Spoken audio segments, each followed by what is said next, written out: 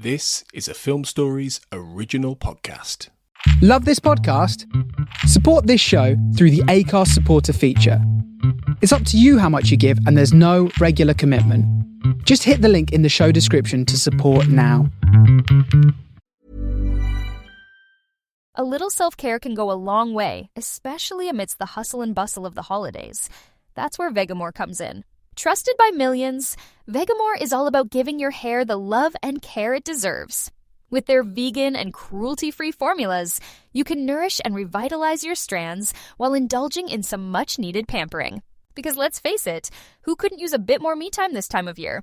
Go to vegamore.com/ACAST, code ACAST. That's vegamor.com/ACAST, code ACAST. My dad works in B2B marketing. He came by my school for career day and said he was a big ROAS man. Then he told everyone how much he loved calculating his return on ad spend. My friends still laugh at me to this day. Not everyone gets B2B, but with LinkedIn, you'll be able to reach people who do. Get a $100 credit on your next ad campaign. Go to linkedin.com/results to claim your credit. That's linkedin.com/results. Terms and conditions apply. LinkedIn, the place to be, to be. Hey, I'm Ryan Reynolds. Recently, I asked Mint Mobile's legal team if big wireless companies are allowed to raise prices due to inflation. They said yes. And then when I asked if raising prices technically violates those onerous two-year contracts, they said, "What the f*** are you talking about, you insane Hollywood ass?" So to recap, we're cutting the price of Mint Unlimited from $30 a month to just $15 a month. Give it a try at mintmobile.com/switch. $45 upfront payment equivalent to $15 per month. New customers on first 3-month plan only. Taxes and fees extra. Speed slower above 40 gigabytes. See details.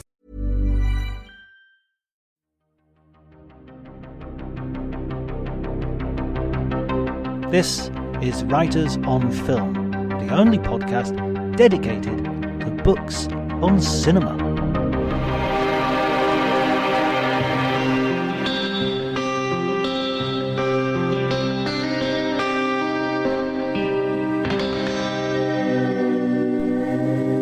Hello everybody and welcome to Writers on Film. My name is John Bleasdale. I am a writer and film critic, and today I'm going to be talking to Brett Davies. He is the author of a new book in the Refocus series called The Films of Lawrence Kasdan, the director of The Big Chill, Body Heat, and the screenwriter of Raiders of the Lost Ark and X-Back, among many others. Just a note to say that I have been obviously very busy over the summer with festivals. I've tried to keep up a weekly episode, but obviously that hasn't been possible the whole time. I still have a couple of festivals to do, Locarno and Venice, and I will be doing reports from those festivals for the podcast. But if you have some patience with me, I will also be proposing old episodes from the archives, because we've got several years' worth that you might not have had any opportunity to listen to. So hopefully you won't mind going back and having a listen to some of those until normal service can be resumed. But I'm delighted to say that Brett Davies is here, is a new episode, is completely original, and I hope you enjoy the conversation.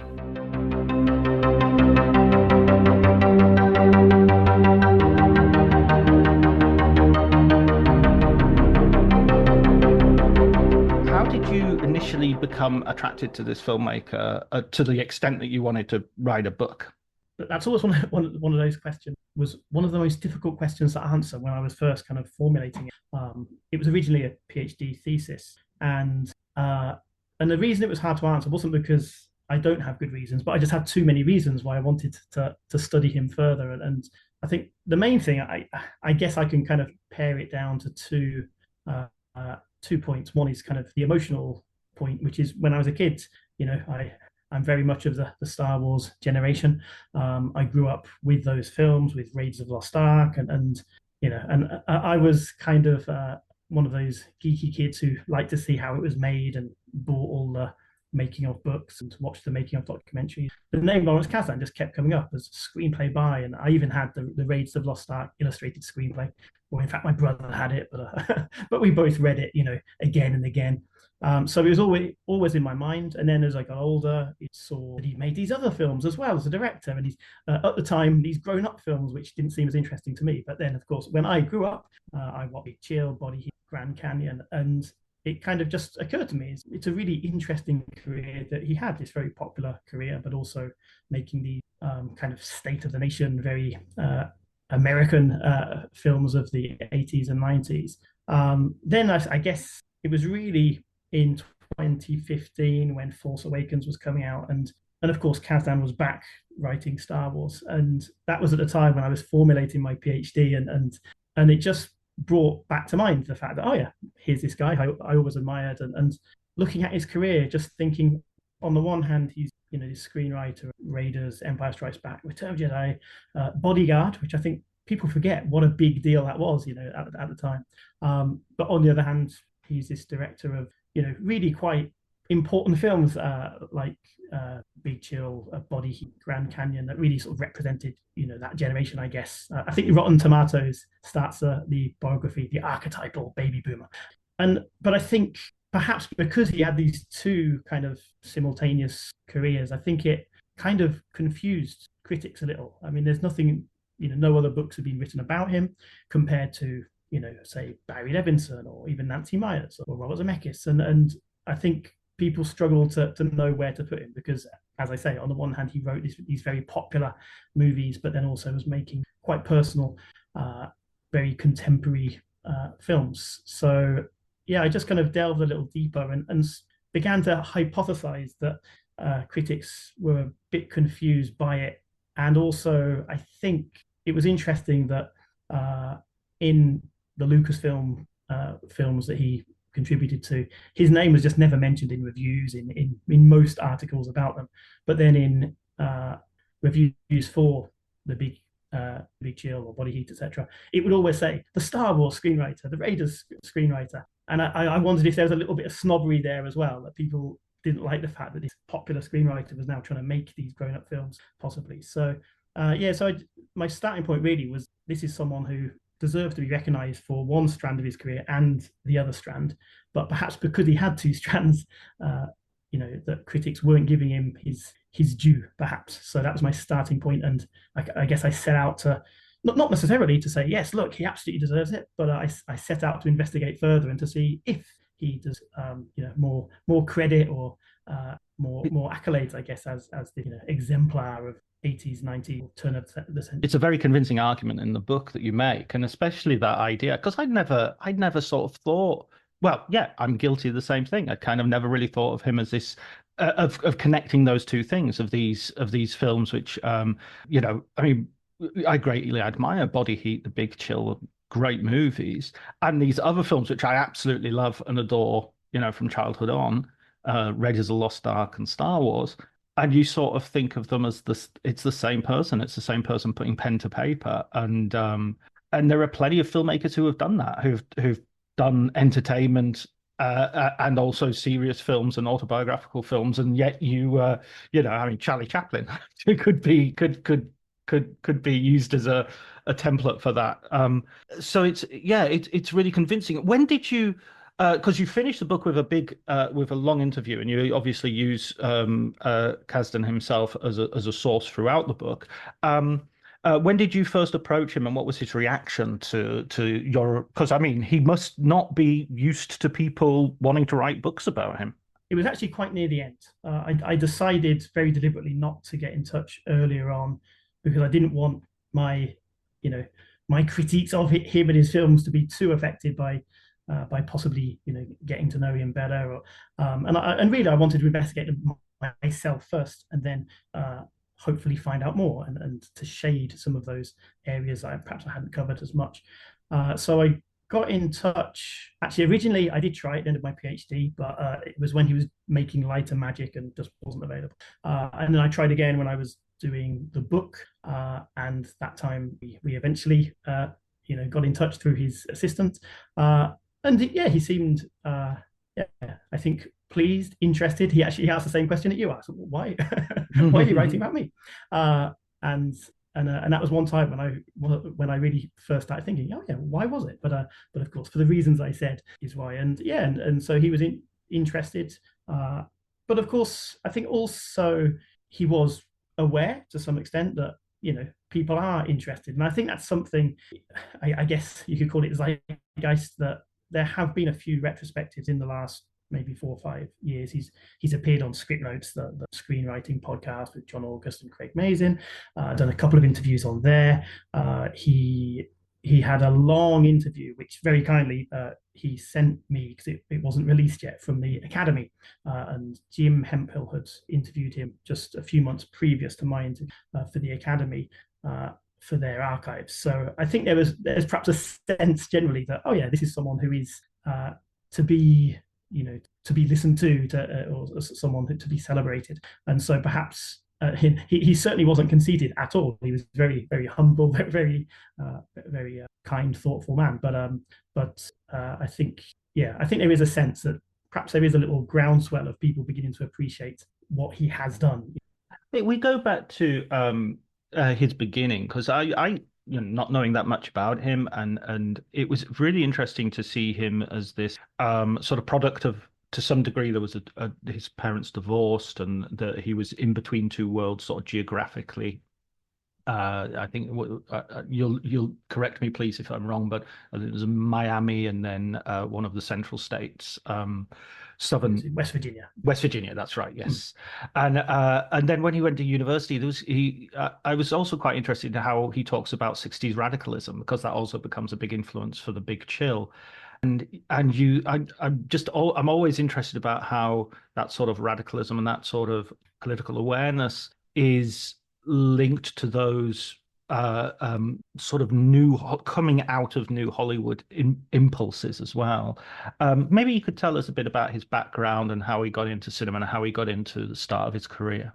Yeah, so as you say, his family moved around a little younger, between Florida and West Virginia, and certainly seemed to feel a certain amount of uncertainty, I think, as his family did move, as his parents divorced. His father passed away when I think he was 14.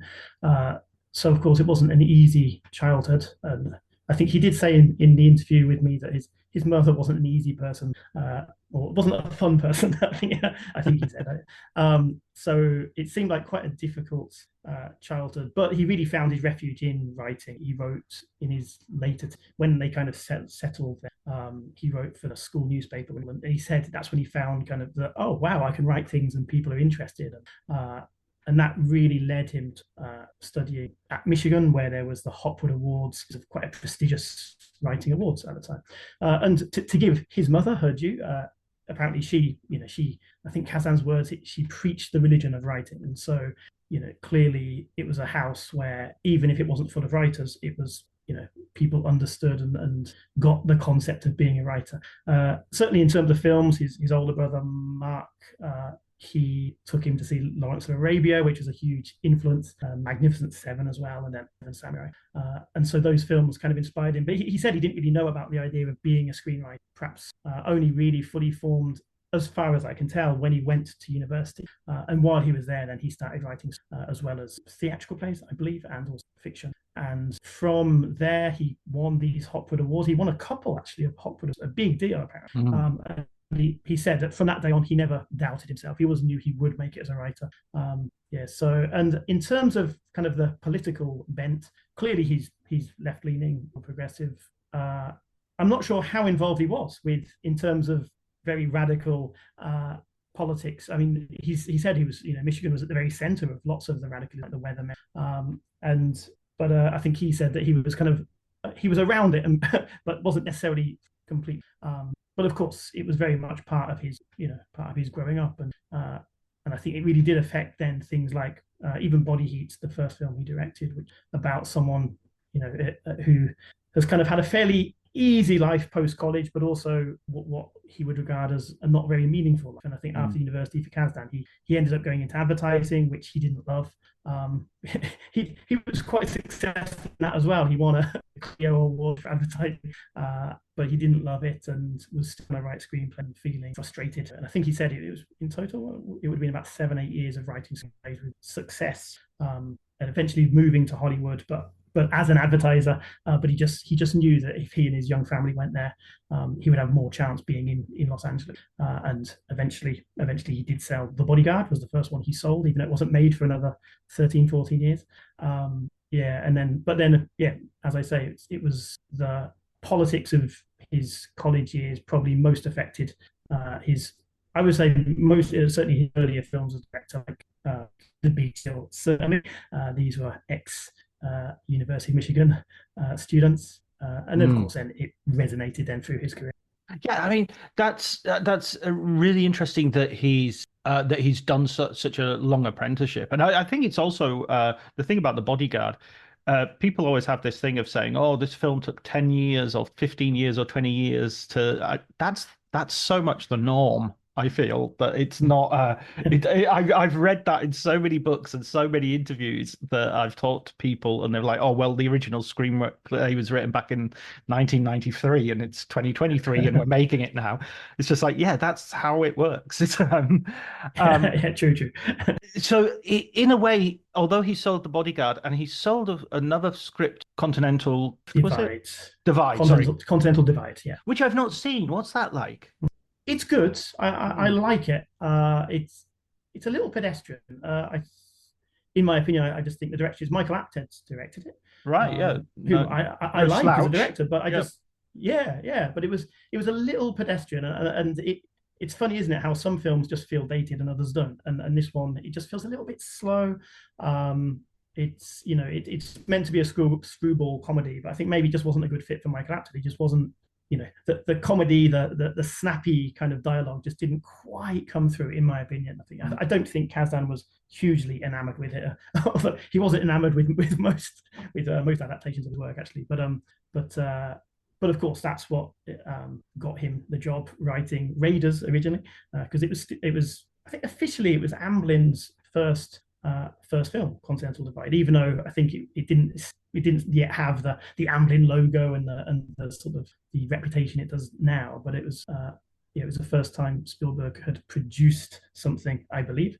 But of course the hope was Spielberg would direct, and in the end he didn't. But of course it led on to plenty of good things for Kasdan. So he was broadly satisfied, even if he didn't love.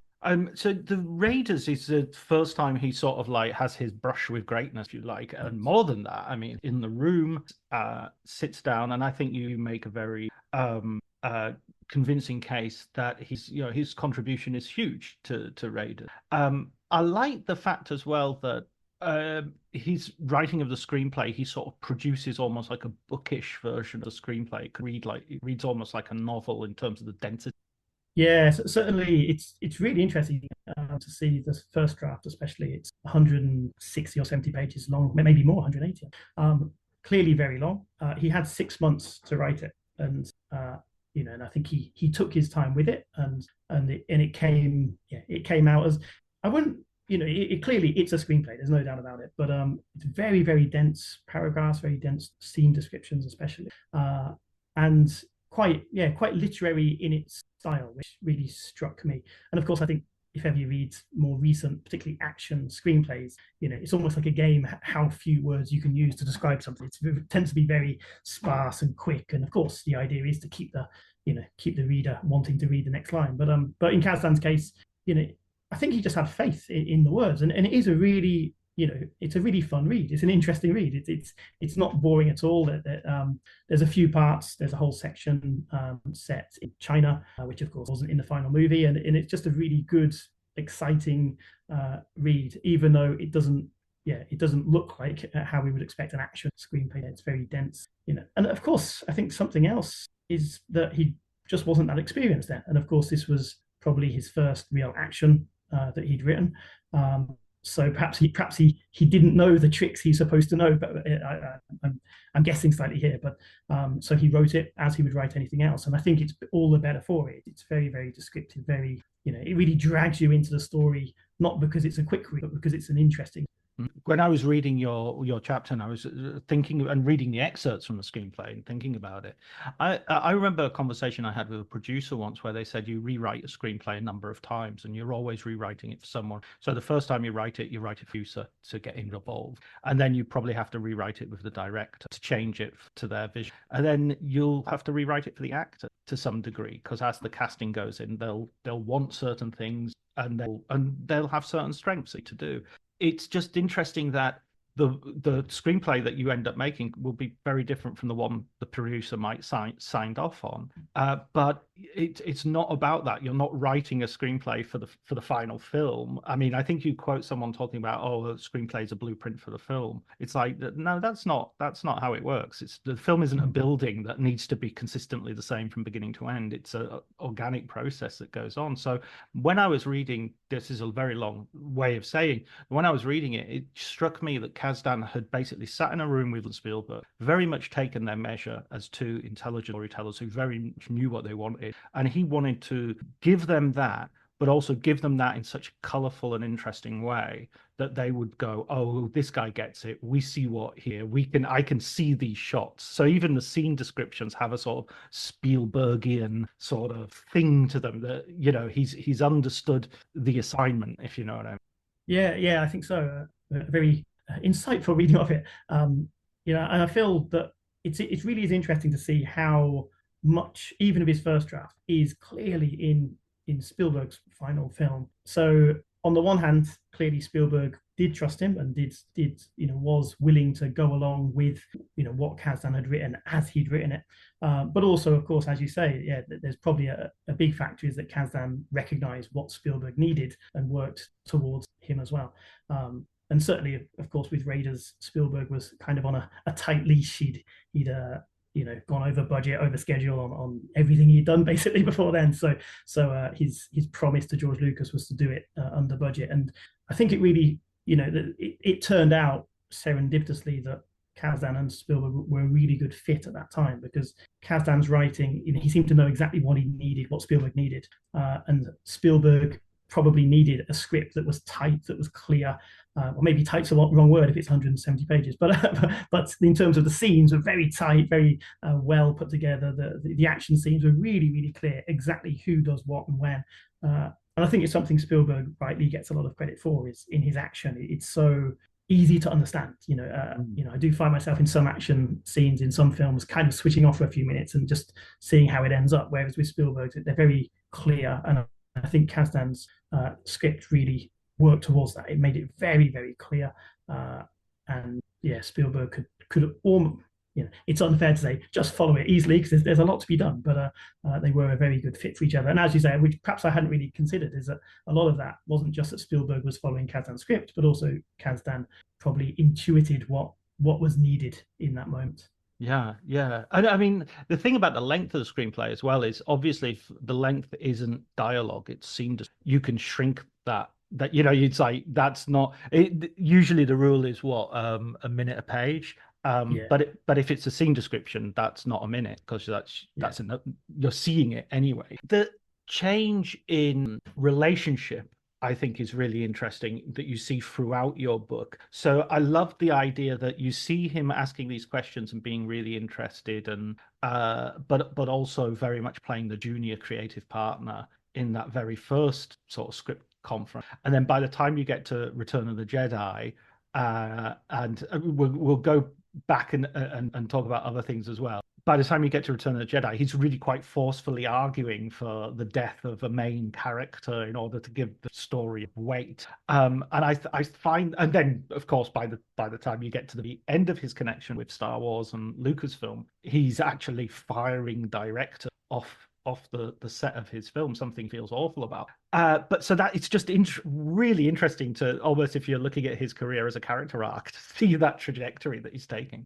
Yeah, I think there's no doubt that some of that kind of attracted me to it. When you asked me why Kasdan, and I think, as I said, when I really came into the project was just around Force Awakens, and there was a real sense, like even as I began writing the first few lines, there was just a sense of a real circle there. He starts off with Lucasfilm, and now he's back at Lucasfilm, but obviously in a very, very different role. And again, I think that's something which really appealed to me the whole way through was the sense, and of course, anyone, as they get more experience, they get older, they have more responsibility in any job. But it was especially interesting given that Star Wars would almost always be credited George Lucas, and Raiders, George Lucas, and Steven Spielberg, and Kasdan was kind of in the background, certainly in terms of reviews or outside writing about those films. So the fact then that he ended up being one of the big players, I think was, it did make for it makes for a good story. There's no two ways of putting it.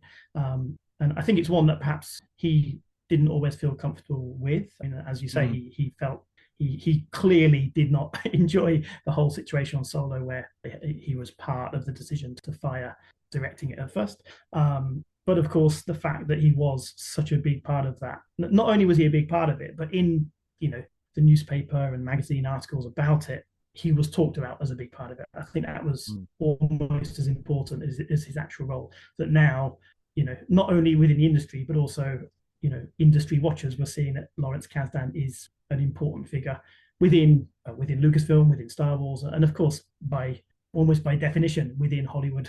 It's almost there's a sort of Game of Thrones-ish element to it.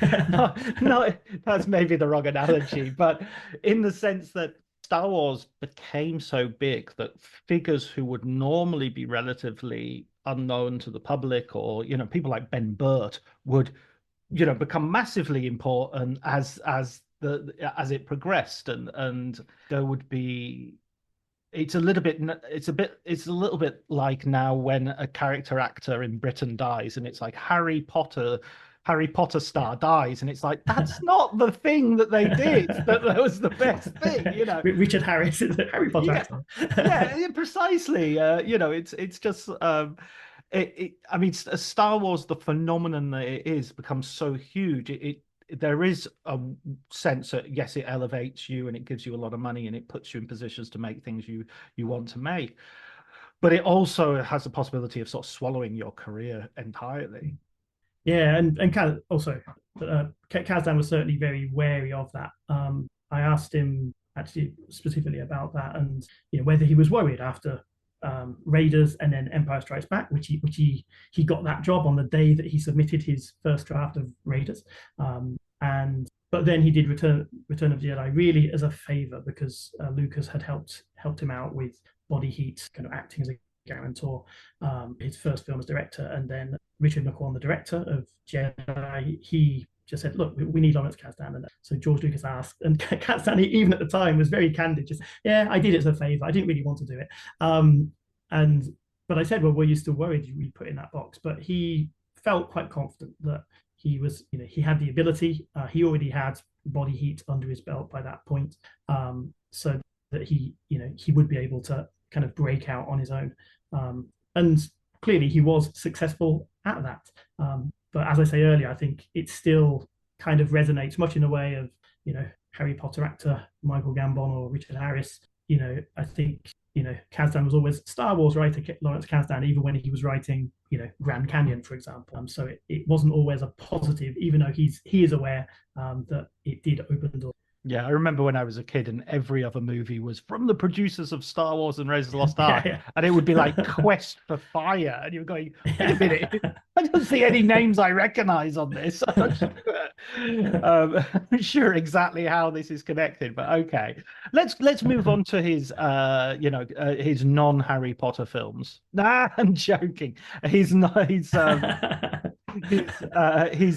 directorial debut, Body Heat, which I think it's interesting how many people could watch that film and love that film and be into that film and not really equate it with the others. I mean, I think it stands alone extremely well, and is, I mean, I sort of watch it and think of it as a neo-noir much more than I think of it as sort of like, the next thing he did after Raiders. I think it was quite a conscious decision to try and do something very, very different from those, from the Lucasfilm style adventures, and also it was, of course, his first film as director, and he said himself that he just thought that noir was a good fit. It was something he loved in watching movies when he was younger, and he he saw noir as something that's very kind of stylish and stylistic, and he thought it would be a good way to kind of, I guess, learn the ropes as a director by this film, which had sort of clear,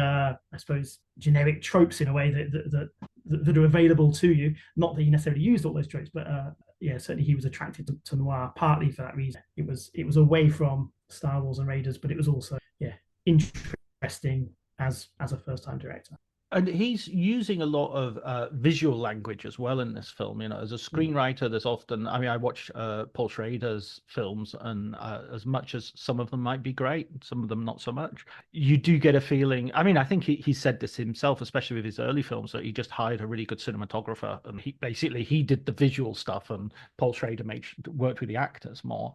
Here you do get the feeling that Kasdan has a real grip on the visual style that he wants. It's quite fascinating, you know, as you do when writing these things.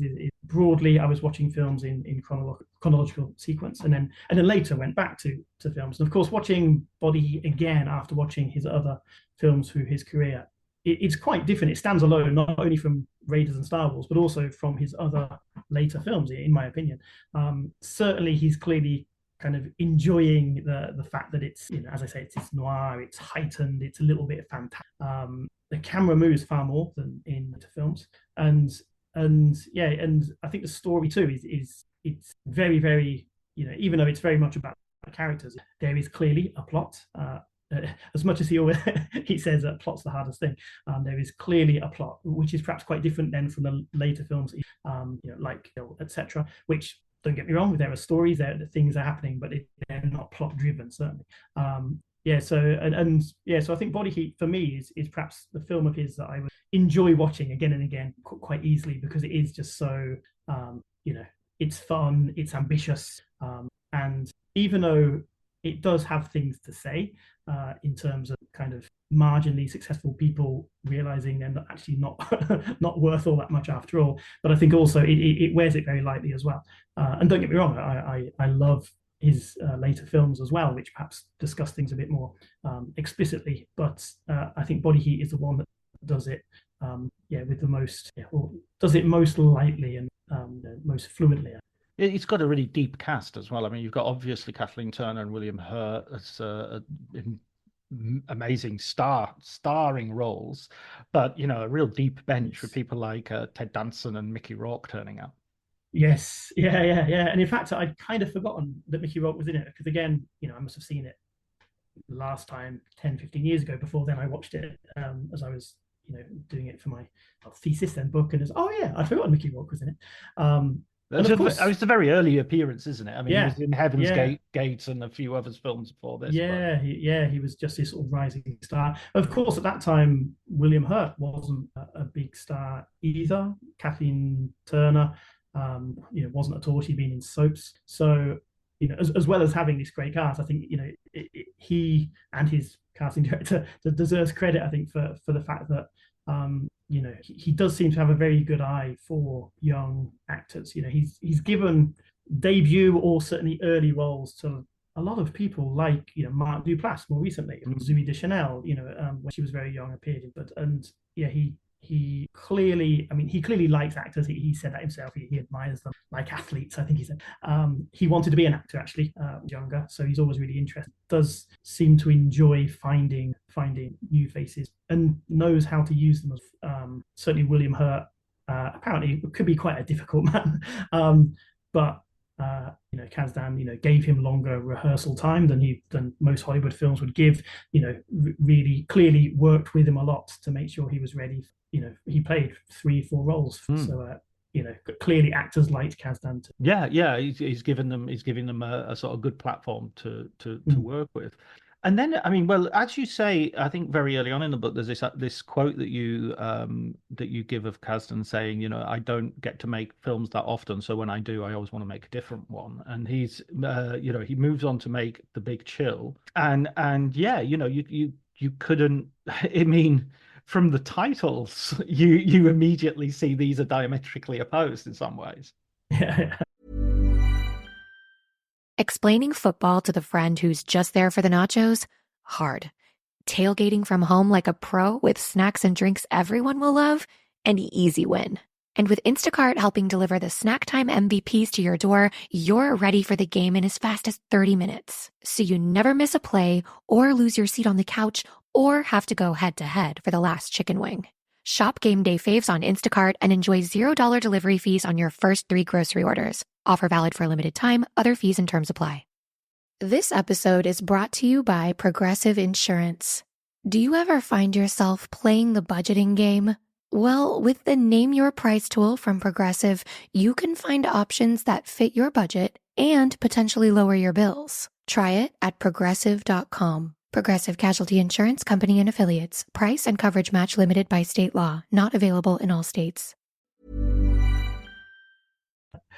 Yeah, although it must be said, I always get them mixed up when I'm talking. But the Big Chill, the temperature duo. Yeah. He needed a third one, the tepid something. But it feels wildly different in many ways, doesn't it? Again, it's very kind of loose. I think Kim Newman said it was a plotless, which is completely understandable. I would argue there is something there, and of course I know Kim Newman wasn't actually literally saying there was no plot, but certainly it has that feeling, doesn't it? Big Chill, it's about characters in rooms, talking really, as opposed to Body Heat, had so much kind of so sexy and violent. But yeah, the Big Chill is so different. Of course, I think Kasdan saw it as an extension of Body Heat in that they were both talking about, again, the generation, that kind of malaise of, 10, 12 years after college when you realize you're not as important as you thought you were. And in Body Heat, that was dealt with slightly obliquely, but in Big Chill, it was very much talked about of really, where are we now and what have we become? And of course, I think, while for me, Body Heat is perhaps the most, watchable of all of his films as director, I think, of course, The Big Chill is the one that probably most people would associate with him in terms of his directorial. I would argue it's probably his most influential. I mean, Kenneth Branagh copied it pretty much shot for shot in Peter's Friends. Yes. I mean, talking about that idea of plot and plotlessness, it reminds me a little bit of like a Robert Altman film where you just get a situation, and then you throw all the characters in, and the situation has a ritual and a chronology all its own, and you just need to see what those characters do in that. So a marriage, a wedding, I mean, well, there's a Robert Altman film, The Wedding, that has a very specific beginning and middle and end, but not because it's been plotted. The wedding itself provides that, and runs naturally. That feels like the way The Big Chill operates. Yeah, I think it gives it a very clear, I guess, sort of underpinning, even if, again, broadly, there's not a main plot. There's not lots of big events that happen, but of course, it does. Yeah, it does give it that nice underpinning. The fact they stay for the weekend, we know it's for the weekend. Almost that provides its structure, doesn't it? As opposed to necessarily, things happening. And of course, in my book, I talk a little about Kristin Thompson, her ideas about structure, and I'm not going to go into all the detail now because there's a lot to it, but she suggests the idea of the 3-act structure, which Robert McKee and all those will always talk about, but she suggests it's actually 4 acts, and it should be based not so much around plot points but around characters' motivations, and if you map that onto Big Chill, it makes sense as this 3 or 4 act movie. But of course, I mean, broadly, it certainly doesn't feel like lots of events are happening, and yet it's kind of funny when you summarize it. A hell of a lot does happen. There's affairs, and there's people sleeping with, a married man sleeping with a woman who his wife is happy with, and another married woman sleeping with a man who perhaps a husband won't be happy with. All these things are going on, and I think again, a lot does go back to rehearsal, which Kasdan is a big proponent of, and the fact that those characters, or those actors, spent a couple of weeks together, mostly living together. They were making it, living in a couple of houses between the cast, but then of course spending lots of time beforehand rehearsing, and it just meant then that we could believe them as characters, and certainly for me, I think that's why I don't feel the need for the big the big second act twister, to change things. I'm happy being in people's company, seeing where their interactions are going to take us. I'm always a bit confused by this whole obsession that people have when it comes to screenplays, in terms of, and the names that you mentioned, interesting mix of academic who are coming out of sort of structuralism and sort of screenwriting manual, right, or sort of trying to help people, if you want to put a generous spin on it, or trying to just make a book. If I just, there's a bit of me that is either, so what, it's like a Fibonacci sequence, there's structure in everything. So someone spotting it is not a big deal as far as I'm concerned. What does it help us in terms of understanding? I'm not denying it's there. I'm not saying that things don't share structure, and it always comes with exceptions, which also makes it slightly often the things that are the exceptions are the things that end up being more successful, because for the very point that they surprise us. Oh no, you've killed the main character off halfway through, or Jaws, or suddenly you're doing something, we're in a different movie halfway through. Yeah, my sense with discussing structure and 3 or 4 acts, etc., is, I think for me there's value in looking at films that exist and seeing how they work, but not in terms of saying this is how a film should be made or be written. And I think for me that is where I certainly digress from McKee, etc. I am very wary of the idea of this is how screenwriters should write films, because of course, as you say, it's often the exceptions which are so great, and also I just think it is just very limiting to look in those terms. I do see some value, and again, I try not to devote too much time to it in my book, but I see some value in certainly films like The Big Chill, and I guess the films which are the exception, to try to look a bit more deeply and just to say, well, is there a plot, or yes or no, or what is it that's driving these characters? Because of course it could go the other way, where you might have something that's so loose as to not mean anything. And so certainly for me, after the fact, analyzing of plots, can have value in an academic way. I'm not suggesting that anyone who watches a film has to go away and think carefully exactly where the first act ends and the second act starts. But I think it can be interesting to look at that. As Thompson, she wasn't saying this is how films should be written. She was saying, here's some films and let's have a look at how they're structured, because it might be interesting to see what, not in terms of what works and what doesn't for future writers, but in terms of, as we analyze any art, in terms of what is interesting, I suppose asking why, even though often the answer is we don't really know. And I'm sure, I didn't engage Kasdan on this question particularly, but I'm fairly sure, let's not say Kasdan, but I'm fairly sure most writers aren't thinking quite in terms, this must be the moment when, but of course, and that's where, again, I don't like screenwriting manuals that, that seem to think that because there's a formula, you must do it, as opposed to here's a formula which can be useful. And certainly I'm not, I'm not pushing that argument forward at all, I hope. But I do think it is interesting to apparently plotless film and to try and see, if there's structure and why and how it works, because clearly it does work. It's such a popular film and such an important film. It's one that's resonated through the case.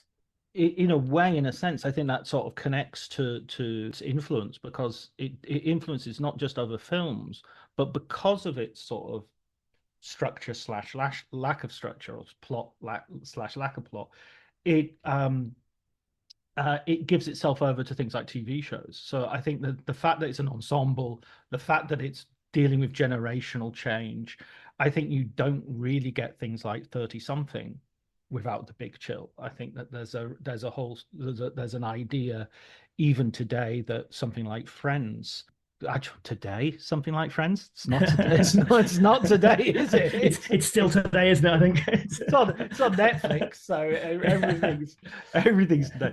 But that idea of a group of people, and you're looking at them and their platonic relationships to some degree, and to other degrees, it's almost always about the impossibility of platonic relationships, because there's story right there. Somebody has to end up sleeping with somebody else to drive the story. Which brings us to sort of looking at his other one of his other great sort of films in this sort of genre, which was Grand Canyon, which you kind of, from the marketing, is almost like posited as a kind of sequel or spiritual heir to, I mean, you quote the marketing, which says, he brought us The Big Chill in the 80s, and now this is the 90s, from the filmmaker. I think you mentioned earlier sort of generational. I watched this film at the cinema, I think, and I remember being really struck by Steve Martin as well, as sort of seeing him act in a way that was totally different to what I was used to. What was your first experience of the movie? Yeah, I saw it on TV. I'm guessing late teens, early 20s when I saw it. And I think I'd seen LA Story quite, a fairly similar time, even though this was probably many years after both films had been released. And of course, LA Story, also Steve Martin. And of course, very, very. So it's more comic, but not, still not just out and out comic. Yeah. But of course, in Grand Canyon, he was, to be honest, I think his character still has, comic elements to him. He's this very kind of broad, movie director. But of course, it is broadly a dramatic role. And I think it was Steve Martin's first dramatic role, which, again, to go back to rehearsal, at that time, Kasdan was considering not doing rehearsals because these characters didn't know each other.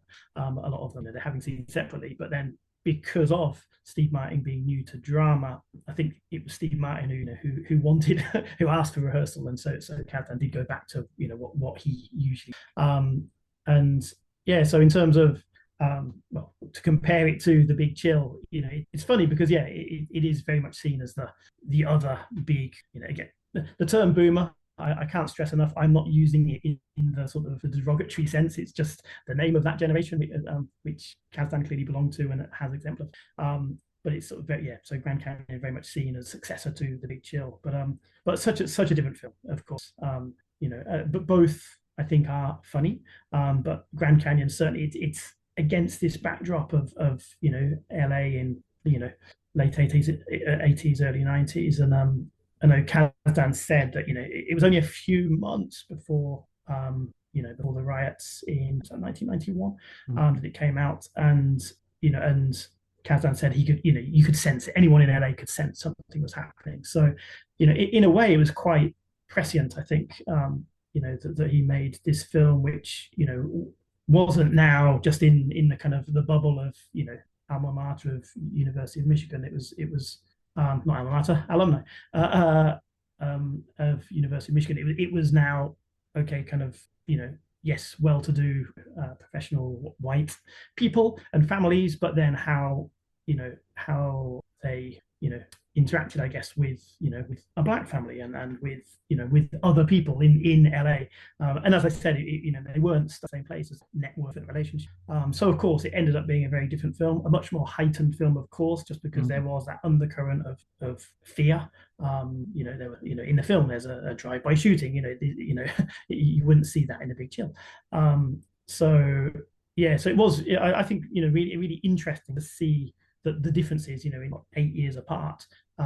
But now you're looking at, I guess, that generation when now they have families and again, teenage kids who are going out into the world on their own. And again, in that backdrop of LA, in the early 90s, probably felt quite a scary thing to be doing. And certainly that was, how Kasdan and his wife, Meg Kasdan, they wrote it together. And that's how they devised it, really, as it came about, because they were they were feeling that sense of dread as their children were becoming teenagers or adults and going out into the world on their own. It strikes me as well, when I was reading the book, about the comparison between Body Heat and Grand Canyon as well, that there's this sort of swelteringness, this paranoia.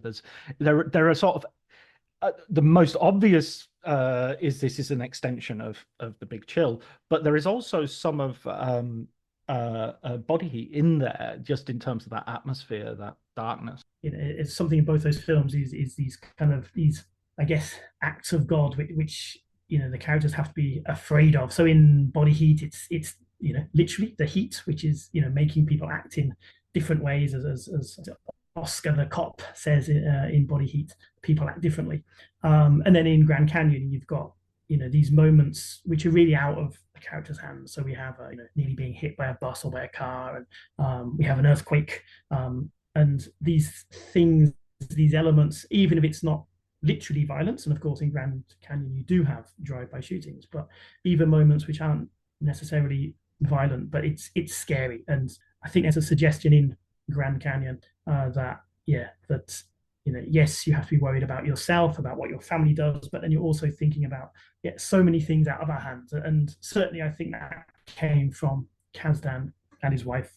So he and his wife wrote the script together, and they were really concerned about their children now growing up, going out into the world as teenagers and adults. And of course, that again is very generational. It's that time when as parents you see your kids growing up. Yeah, I was just thinking as well as when we were speaking I've mentioned Altman earlier on. Of course, you've got Shortcuts as another great LA movie around about this time, and Magnolia. I mean, it really fits into that sort of group of movies about LA, and also that's related to plot as well. LA is often seen as a city without a center. It's a city of suburbs upon suburbs, layers upon layers, stretching out horizontally rather than vertically. So there's also that also, look at me, the structuralist.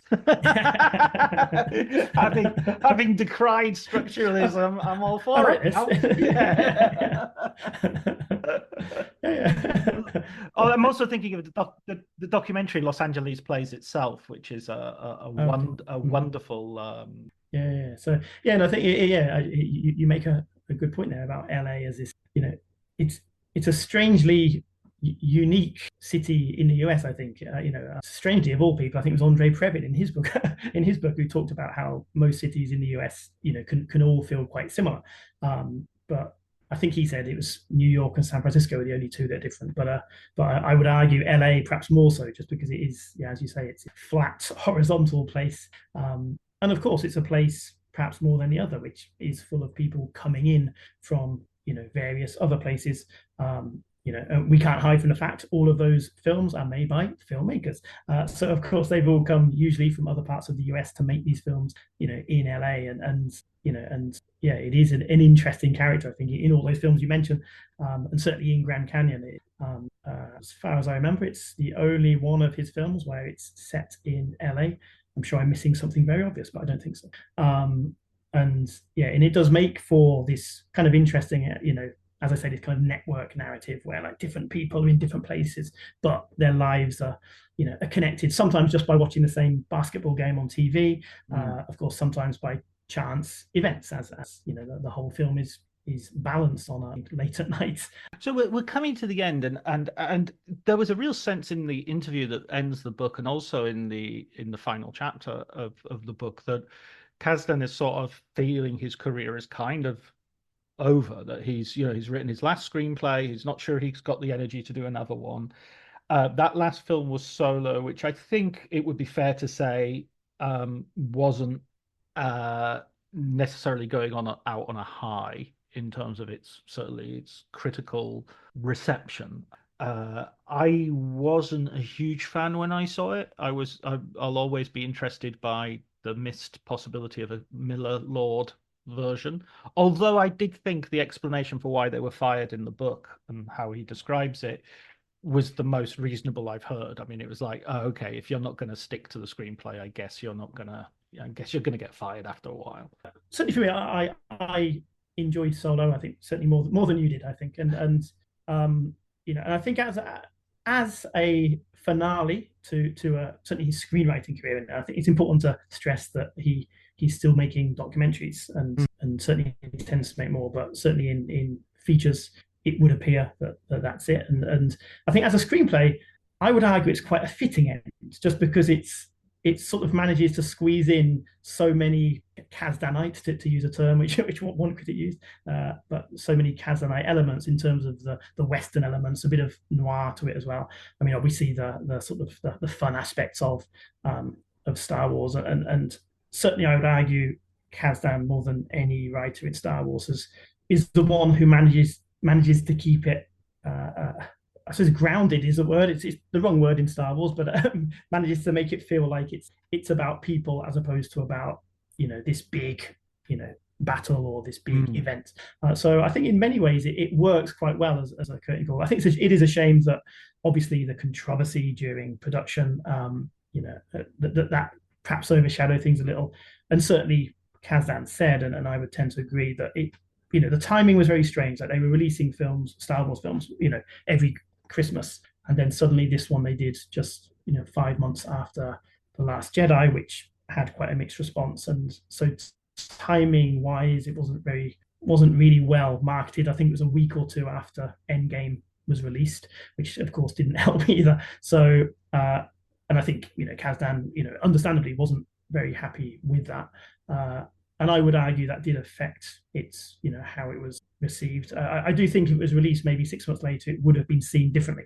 I think instead it came with the baggage of Last Jedi, which has kind of divided audiences, and then also the baggage of the Lord and Miller and then Ron Howard taking over. But personally, I think it's a decent film and a decent script.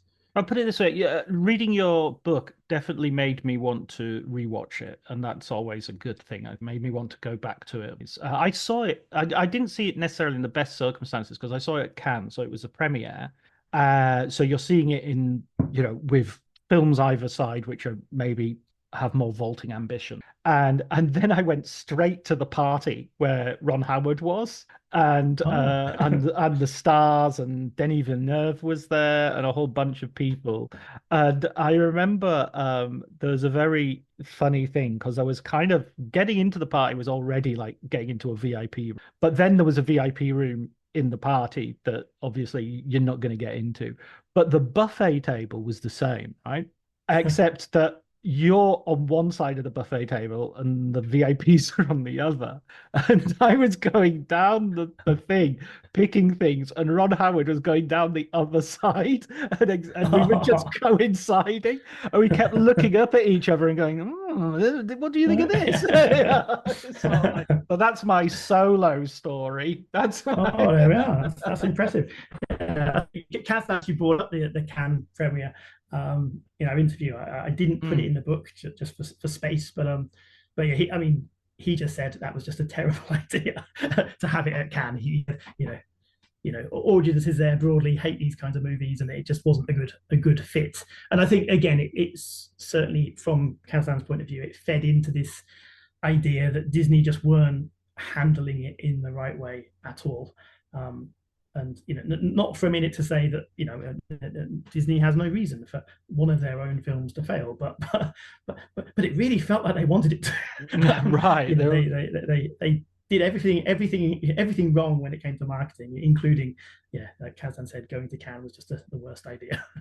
Yeah, I totally agree with that. I think although Attack of the Clones had gone there, it wasn't the first Star Wars to sort of launch there as a sort of gala, not as it's obviously not in competition or anything like that. But even sort of saying, even giving it an out of competition slot is kind of like saying this isn't good enough.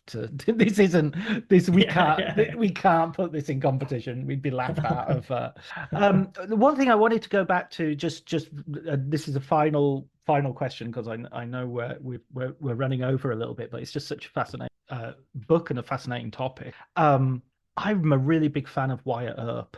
And I find Kasdan's love of the Western, Silverado, of course, is another example of him trying valiantly to bring the Western through in the 80s. And I think Wyatt Earp, although it went against Tombstone, and Tombstone won that battle on a contemporary basis, I think Wyatt Earp really stands the test of time. I think it really stands up as a...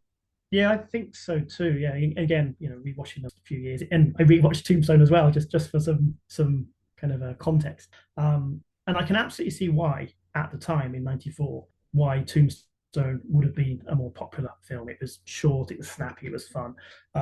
It's a good, it's a good fun Western. But I think, as you say, I think Wyatt Earp actually tells that story a lot better. Perhaps maybe too comprehensively. However, I'm someone who always likes a good 3-hour historical epic, and and I think it does stand the test of time much more. Again, that notion of being dated, and it's funny how even a Western can feel dated. And to me, Tombstone, don't get me wrong, I enjoyed it, but it does feel very much of its time. Whereas Wyatt Earp could have been made in the 60s, 70s today, and I think there's just a bit of a shame that it was probably now it would be, a 10-part, 6 parts, HBO or Netflix thing. And if it had a bit more, maybe if it was made today, it would. And it was originally conceived as a mini series before Kasdan was involved, I believe, but then became the film. And I think it got caught between two stools, perhaps a little. It had the feeling of this mini series with, obviously many parts of his life, which of course, there's no reason why that can't work as a film.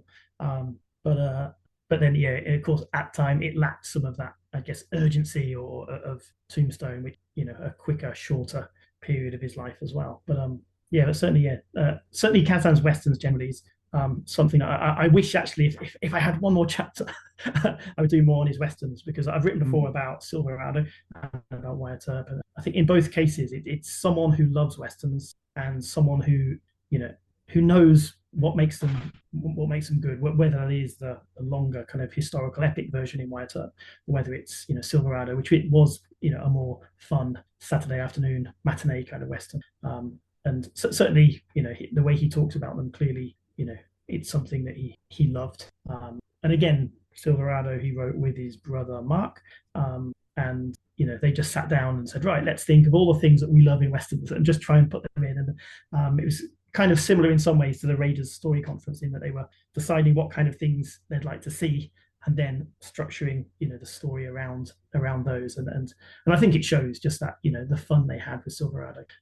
Again, Wyatt's a slightly different beast, but certainly I think two good Westerns. Dennis Quaid as well is amazing. I think, Yes. Val Kilmer is good, and he's become sort of iconic, but I think there's a real injustice that Dennis Quaid's performance is sort of forgotten. Really effing good. It's really good. Yeah. And Costner's great. I think this is the kind of role that Costner is perfect in, because he is kind of boring and he is kind of, he's a still character, solid, And if you haven't seen it, his Horizon, definite. I think Costner's Westerns, Horizon and Open Range, are both very influenced by Kasdan. I think there's a very, I think he's taken his experience of Wyatt Earp, everything he's done after that, he gave him the template. Yeah, it's a good point. And and of course they were very, very close as well and worked together. He was in The Big Chill.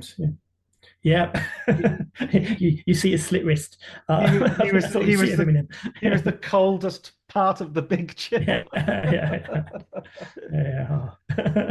Well, listen, Brett, thank you so much for your time. So one final question, which is, what would be your recommended film book for our listeners?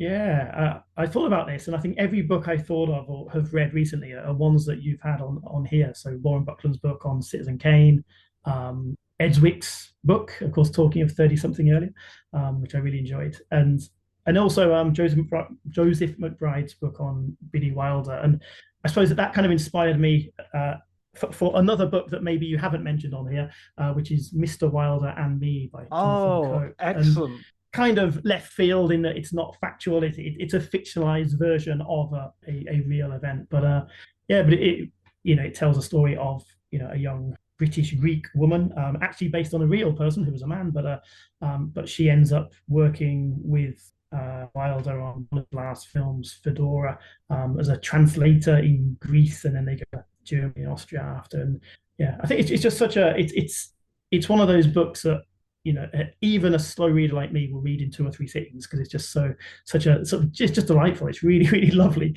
But it also, I suppose good fiction can do with factual topics, in that it manages to convey a lot of the kind of melancholy, I suppose, at the end of Wilder's career, as he realizes he's not as important as perhaps, well, in film terms, as he had been in the past. But he's still this, vibrant, interesting artist who wants to do more. And it's really lovely. It doesn't feel sad. It feels positive. It's life affirming. So recommend Mr. Wilder and Me. But the way you're nodding suggests you've read it too. So. Oh yeah, absolutely, and I concur. Absolutely concur. There's a beautiful scene in a restaurant where they're, they invite her to sit down and they're having dinner, and it's just like, in a half-empty restaurant, and it's like nobody's coming over to talk to him anymore. It's In fact, he wants to grab someone to talk to because he's still got stories to tell, and that's so symptomatic of that part of his career. But wonderful, it's a wonderful suggestion, wonderful read. I should get Jonathan Coe onto the podcast. That would be a good get. You'd be a good guest. Yeah, that would be good. Yeah. I look forward to that. Hey, you know how tenacious I am, Brett. I'll get him. Go for it. Yeah. Thank you so much, Brett. It's been wonderful talking to you, and it's been wonderful sort of having a think about this filmmaker who you justly, your book absolutely proves that he is someone who really needs to be thought of and looked at in the same breath as people like Barry Levinson and Robert Zemeckis and all those other filmmakers of his generation. Well, thank you, John. Well, thank you for having me, and it's been lovely to talk about it today. So thank you.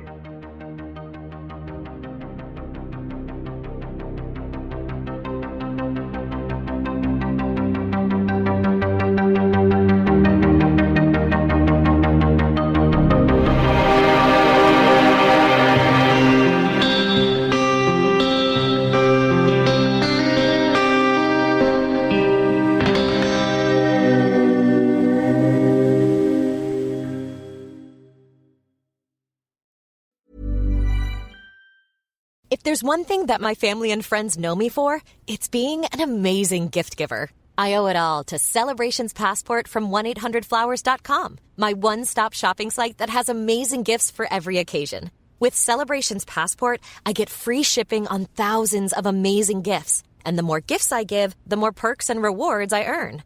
To learn more and take your gift giving to the next level, visit 1-800-Flowers.com/ACAST. That's 1-800-Flowers.com/ACAST. This episode is brought to you by Progressive Insurance. Do you ever think about switching insurance companies to see if you could save some cash? Progressive makes it easy to see if you could save when you bundle your home and auto policies. Try it at Progressive.com. Progressive Casualty Insurance Company and Affiliates. Potential savings will vary, not available in all states. My dad works in B2B marketing. He came by my school for career day and said he was a big ROAS man. Then he told everyone how much he loved calculating his return on ad spend. My friends still laugh at me to this day. Not everyone gets B2B, but with LinkedIn, you'll be able to reach people who do. Get a $100 credit on your next ad campaign. Go to linkedin.com/results to claim your credit. That's linkedin.com/results. Terms and conditions apply. LinkedIn, the place to be, to be.